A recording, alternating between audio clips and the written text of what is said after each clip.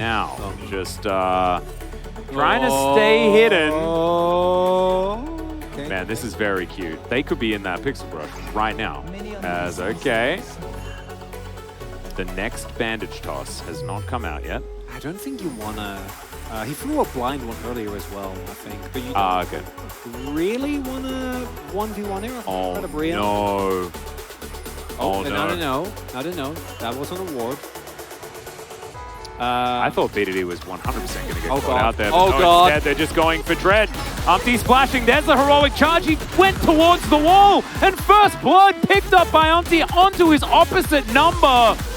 Delight also finding a Zenith Blade. But not really going to amount to anything because we're... The bot lane's dead. Yeah, they're going down. There's no flash. That's just a flash Zenith Blade. They're all the way in there. Delight just taking matters into his own hands.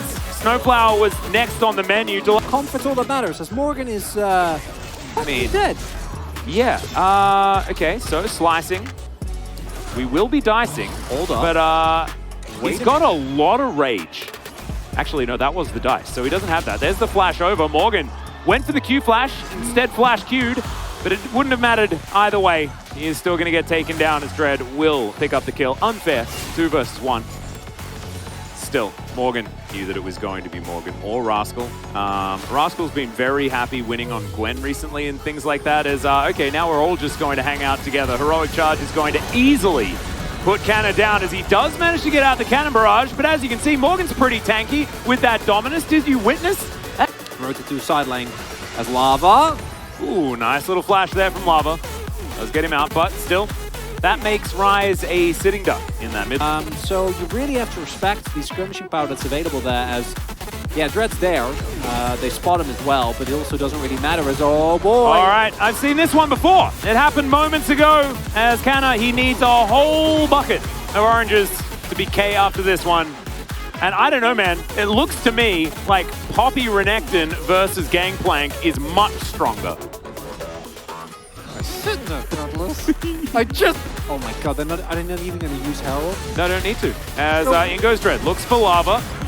Sorry, looks... Yeah. Looks for Lava. But that will get that kill. That is definitely a good thing. However, the fact that this tower will... And I think it's going to go there pretty soon as BDD holds onto the ult, but does get the flash as Morgan just dives on top of the Azir. He is going to go golden, breaks his stopwatch. There is an Emperor's Divide that he finally pulls the trigger on. He's burning down as the Extendo Beam almost secures the kill on the Pigeon. Doesn't actually in the end. I love the proactivity. This time around, though, doesn't net them too much. I mean, they get a Drake, and if you get a Mountain Soul here, the game becomes much harder to play for Nongshim already. And as we've talked about, but you're playing behind so far on tempo. Yeah. And Umpty is now just Hex flashing on cooldown as often as he can. There's that ruthless predator that we've gotten used to as Hena dives on in, presses his ult button, might die to the turret. No, doesn't in the end. So he's all right. As Shirley's going to come through for a second charge. I don't know what Fred and Brian have for breakfast, but I want to try it. I just can't believe that this game... Don't risk it. Well, they're not going to. Step Past Presence gets all the value that you could ever need. Ghost is going to pull out that sad mummy and say maybe next time. I think you take that as Nongshim. You got him off the Baron. You force Cleanse on Hena, which actually is a very valuable summoner into the Nongshim composition, and you get a teleport from Morgan. So overall, not giving up a lot. All you had to use was a couple of your own ultimates, and going to be a nice result. The problem is you can do it with Baron because Baron is a threat. Can't do that with a Mountain Drake, because at this point in the game, it's for the Bree and the Mountain Drake, you could not care less about. The previous Mountain Drakes that you murdered actually make this one even less relevant. Yeah. Which is kind of sad when you think about it for a little bit. Yeah. I think about it as, you know, Morgan's relatives on this Renekton, you know. That's even worse. I know dragons are mythical, but they do look somewhat crocodilic. They're lizards. Kind of like a gecko is so very similar to that mountain drake. As it's getting late. We've been awake a long time. Yeah, we're trying our very best to survive. As there could be I mean, there could be another game. I don't want to see. I don't want to see what happens to us when we get to a third game. I don't think it'll be good. You may not remember. You may be at that level of delirium. Could happen. Yeah. As Lava has a very nice hat, now fitting with his wizard theme as Rise, just in general. He's got his crown and his hat. Does he wear the crown underneath the death cap or crown over the top? Yeah, I think you can, especially if it's like one of the, you know, one of the ones you wear on your forehead. Like a tiara? Yeah, kind of. Well, yeah, somewhat. But you have like the ones that are, you know, like Aragorn wears in Lord of the Rings. Yeah. They have that one, and then you can put a hat on top. I guess so. Yeah, it's a bit. At least I mean, a fez. It's a bit of a hat and hat, but I think it's okay. Yeah, like Johnny Two Hats. I should not make Mighty Boosh references because I don't think there was not a lot of people. We've had this conversation. Yeah, they've watched that show.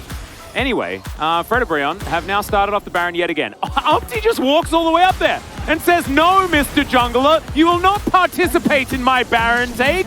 And now, Delight's flashing forward. Ghost has to use the cleanse immediately. Morgan off to the side, not quite able to get in here, but there is no gangplank. He does have his ultimate available, but Umpty's diving in yet again. Dread, nothing he can do against the power of this Poppy as Hena jumps on in there, flashes, the Sun Disc is there, my friend, but he has absolutely no fear, and why would he? He takes down the Amumu and gets himself out as Umpty is chasing after Ghost.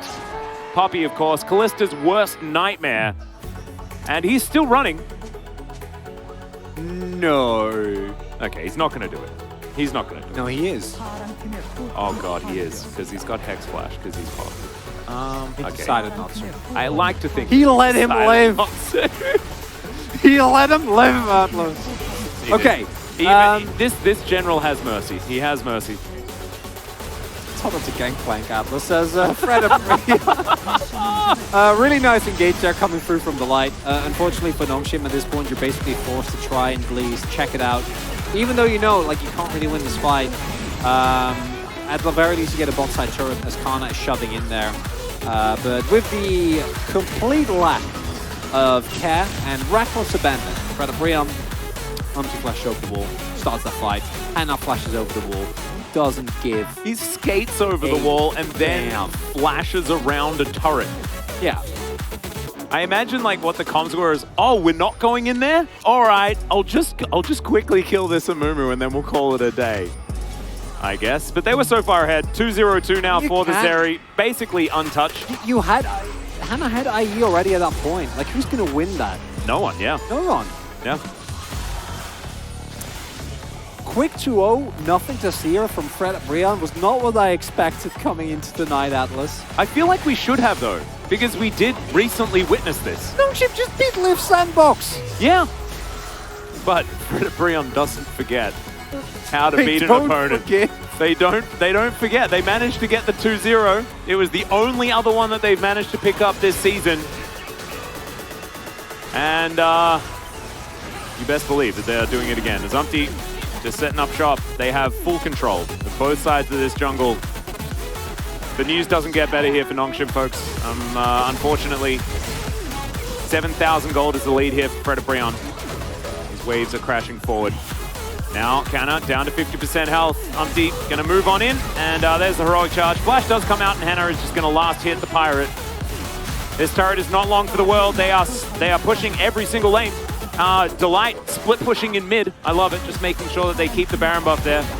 First inhibitor is going to go down, and just waiting for a wave. Bottom lane is there. Lava is potentially susceptible, but he's walking around with a heal and a flash, and his crown well and truly happy.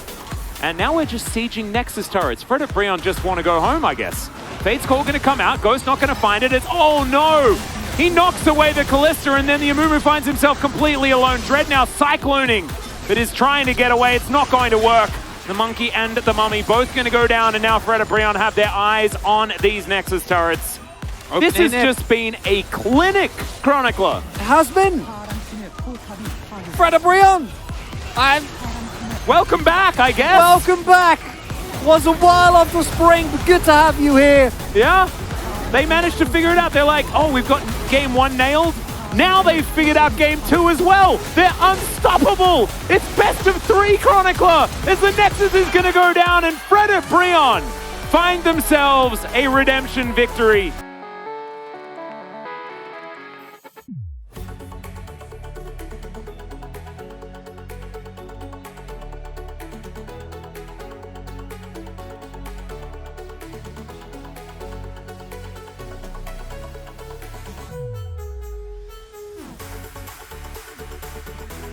He just puts his wallet up in front of him and says, hit this.